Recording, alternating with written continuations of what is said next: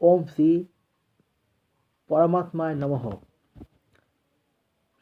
শ্রীমদ্ ভাগবত গীতা নিয়ে কিছু আলোচনা করছি। প্রথমে আমি তুলে ধরব গীতার মহিমা। প্রকৃতপক্ষে শ্রীমদ্ ভগবত গীতার মাহাত্ম্য বাক্য দ্বারা বর্ণনা করবার সামর্থ্য কারো নেই, কারণ এটি এক পরম রহস্যময় গ্রন্থ। এতে সমস্ত বেদের সার সংগ্রহ করা হয়েছে।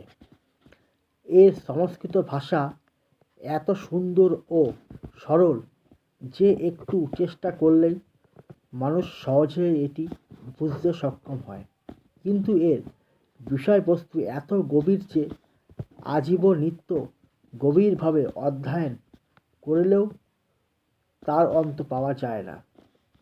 প্রতিদিনই নতুন ভাব উদ্ভূত হতে থাকে, ফলে সর্বদাই এর অভিনবত্ব বজায় থাকে এবং একাগ্র চিত্তে শ্রদ্ধা ভক্তি সহকারে গভীর মনোনিবেশ করলে এর প্রতিটি পদ যে পরম রহস্যপূর্ণ তা সহজে অনুভূত হয়।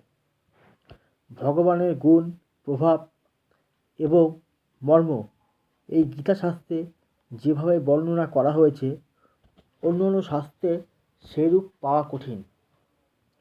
কারণ প্রায় সকল গ্রন্থে কিছু না কিছু সাংসারিক বিষয়ে আলোচনা থাকে।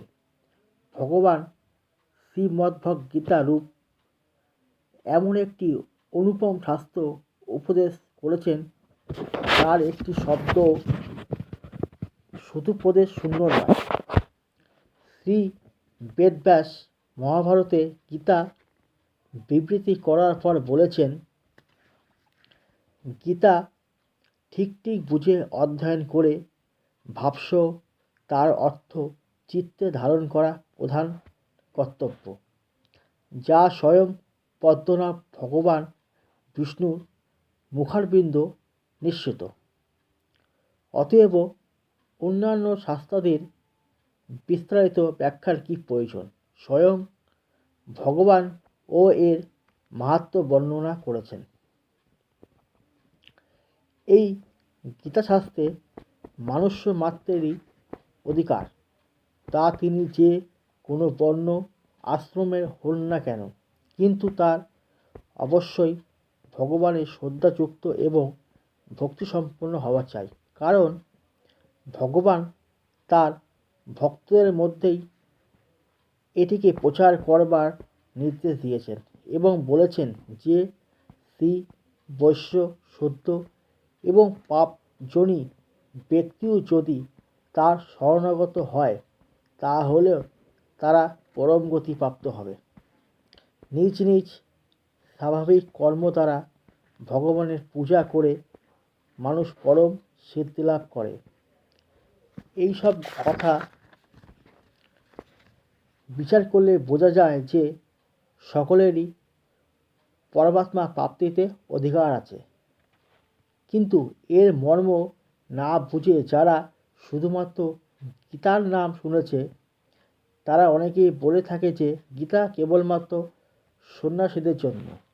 তারা নিজ সন্তানদের সেই ভয়ে গীতা পাঠ করতে দেয় না। যদি গীতা জ্ঞানের প্রভাবে তাদের সন্তানেরা সন্ন্যাসী হয়ে যায়।